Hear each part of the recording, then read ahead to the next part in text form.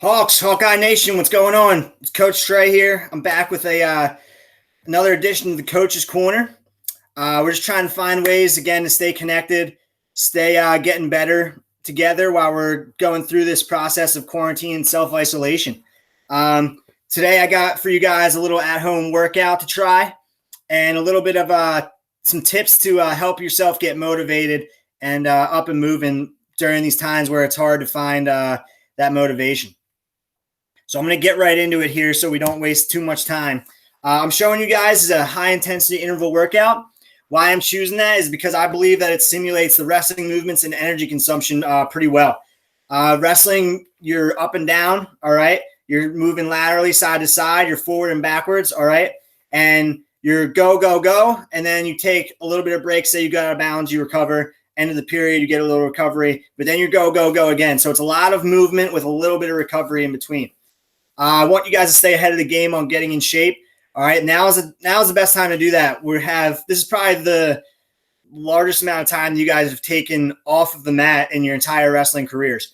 So when we eventually are able to get back on the mats, we want to focus on getting back to that technique and getting the rust off, if you will. And we want to already hopefully be in pretty solid shape. Finally, it's a body weight workout. So you don't need weights. All right, you don't need the weights of the gym. You can do this wherever. I've been doing them on my back porch. All right, but if you want to use weights, if you have dumbbells, if you have bands or kettlebells and you want to somehow incorporate them, more power to you. Highly recommend it. It's awesome. Challenge yourself, push yourself. Again, these workouts may seem a little bit like they're not going to do much for you, but if you're pushing yourself, if you're upping your intensity, I promise that you'll come away working hard on these for sure. Or during these. All right, so here's the workout. It's two parts. On the left, you have a ladder set. On the right, you have a Tabata. I'll go over what both of those mean. For your ladder set, take your phone timer, all right, and set it for 15 minutes. And this becomes a race against the clock. So you're going to do 6 of each exercise, 12 of each, 24, 12, and 6. You're going up the ladder, down the ladder. Doing 6 squat jumps, 6 burpees, 6 push-ups, 6 shoulder taps, 6 mountain climbers. All right, then you're going 12 of each. Then you're going 24. Just to explain a little more. So I'm going to go over some demonstrations of these exercises. First is squat jumps, all right? Knees or feet shoulder width apart. Drop that butt down. All right, explode up. Work on that explosion. All right, there's fast twitch muscle fibers. That finishing your double leg, the explosion to finish your high C, the explosion to come up off the mat when you're doing a stand-up, all right? So again, squat down, jump up. You're doing 6. Then you're doing burpees, all right?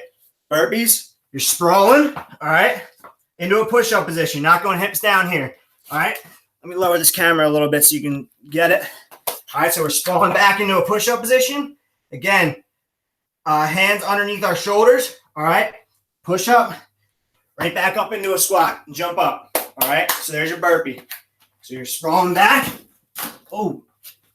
push up, right back into a squat jump, all right? Next, we're doing just push-ups, all right? So you're just ripping out 6 straight, and then you're into the next one. Shoulder taps, all right? You're staying in this push-up position, almost like an upright plank, all right? And you're tapping your shoulder, all right? Opposite hand, opposite shoulder. So right hand, left shoulder, left hand, right shoulder. If you do these in succession, all right, push-up, shoulder taps, and mountain climbers, you'll burn through your shoulders real quick. You'll feel it. So I want you to do them in that order. When you're doing your shoulder taps, try not to rock back and forth, all right? This isn't really doing anything. If you're staying here, you're keeping your core tight. All right, you're focusing on those core muscles. Coach Trey's already out of breath. It's ridiculous. Last is mountain climbers, all right? So right leg up, left leg back, and you're just switching. 3, 4, 5, 6, on to the next one, all right? Whew, try and finish those in 15 minutes. Then you're going to take 3 minutes to recover, all right? Coach Trey's going to take 5 seconds right here. Take 3 minutes to recover. Then we're getting right back into it. So the next one is a 45-15 Tabata. So you're going to set your timer for 12 minutes. All right. You're going to do each minute, you're going to do 45 seconds of work, 12 seconds of, 15 seconds of recovery. All right. So for example, you're going to do each of these exercises twice. So you're going to go down the list and then you're going to go again. So you're going to do front lunge drive with your knee up. I'll explain these in a second, or I'll demonstrate them. And then you're going to do 45 seconds of that, 15 seconds recovery. Then you're on to squats, 45 seconds of squats, 15 recovery. Again, try not to stop during these. Try to push yourself. It's only 15 and 12 minutes, 27 minutes of work, and then a quick mile run, and you're done in a half hour with a solid workout. So here's the exercises.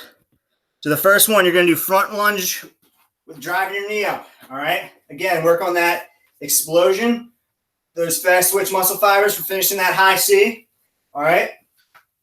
So we're staying right here. You can go hands on your side or hands up, lunging forward. All right. And we're driving up through this leg. All right. We're driving up through this lunge leg.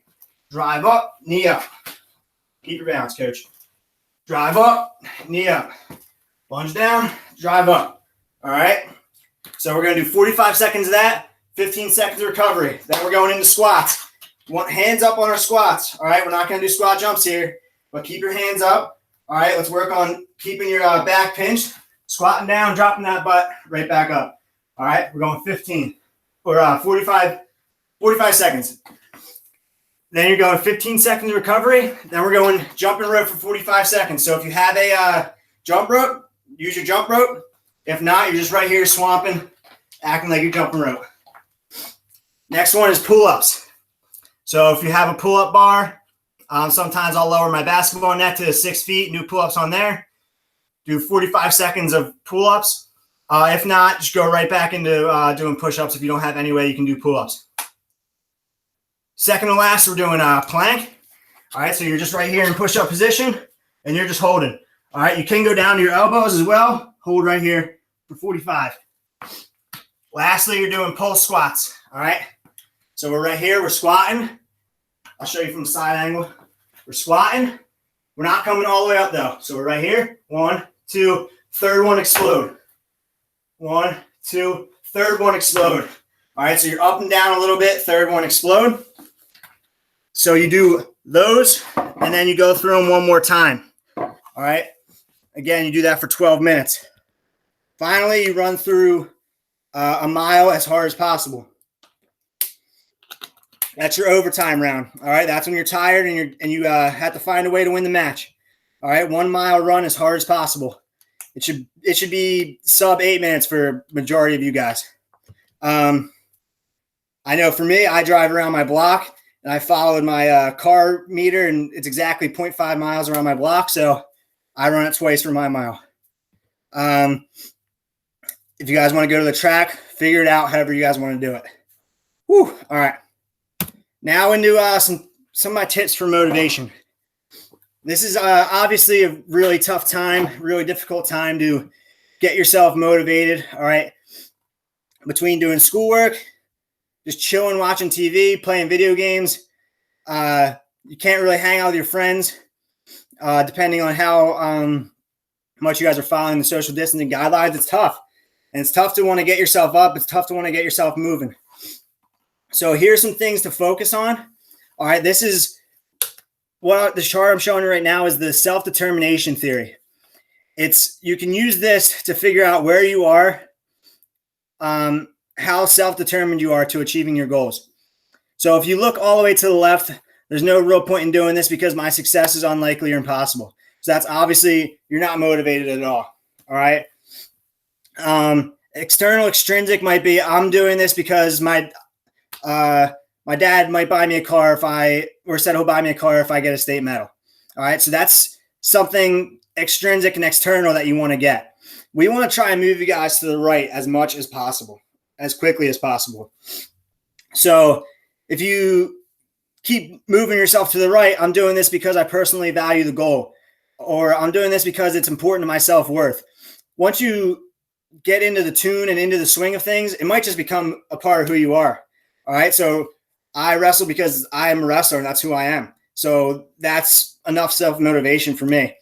And as you guys keep working hard, keep working at this, becomes a part of who you are, you completely buy in. All right.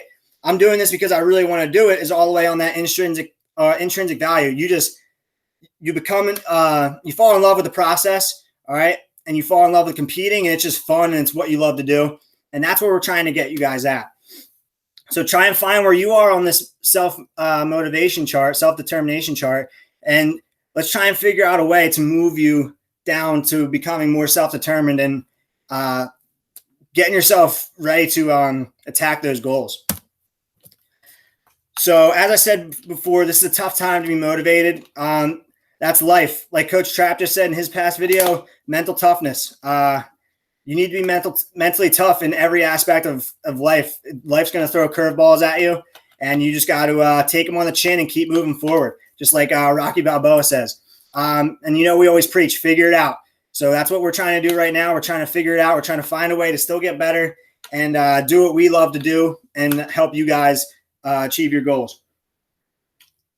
So you may ask, how can I get myself to the right? I just listened to an interview. I just have a couple examples right here. I listened to an interview with Coach Josh Jeva. He always had somebody that he was chasing after. Okay. So there was always somebody that placed higher than him at states, or someone that did better than him, a Josh Kindig, a Jordan Oliver, the people that he mentioned. He was always chasing them, thought about what are they doing, and I have to outwork those people to get to where I want to be. Kyle Dake. This may seem a little silly, but every day he wrote 2016, 165-pound NCAA champion. May seem silly. He wrote it every single day.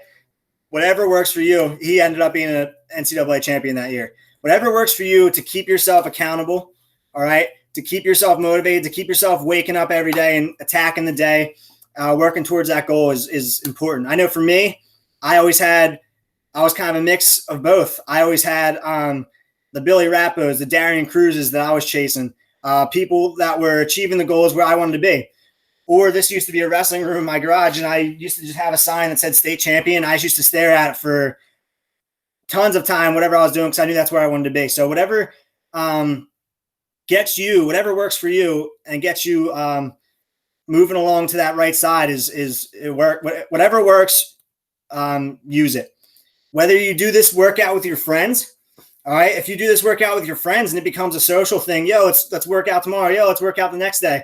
You're starting to enjoy that process because you're enjoying spending time with your friends. You're working hard. You're feeling better about yourself. So again, anything that works. Finally, like I just mentioned, feeling good after working out. Every time you work out, we always preach after finishing something tough, puffing your chest out, feel good about yourself. Be proud of yourself that you're working towards your goals, that you're working hard, and that you're moving in the right direction. Lastly, where were you in March? All right. This is something that I always use that I think is huge. Try and think back to those feelings where you were in February and March, whether you were on the sidelines, whether you were in the medal round and you got knocked out, whether you were in the 8th grade PJW tournament, whether you were in the end of the year JV tournament. Try and remember those feelings where you were in March and use those to motivate you. Use those to fuel, okay, this is where I want to be next year. This is pretty cool what these guys are doing. This is what I want to be next year. This is what I'm committed to. All right. So try and use those feelings and that motivation, and just know that the guys ahead of you, they're working. All right. So if the guys ahead of you are working and they're here and you're here, you got to go that much more ahead of them. You got to work that much more harder to make those leaps and jumps. And obviously, we trust the world in you guys, and we know that you're more than capable of doing so. So that's my workout. That's my little tips for motivation. I hope you guys are staying safe and healthy. Hope all your family and friends are safe and healthy as well. And, hey, let's keep doing this together. Let's keep getting better. And looking forward to hopefully getting on the mat soon. Roll Hawks roll, baby.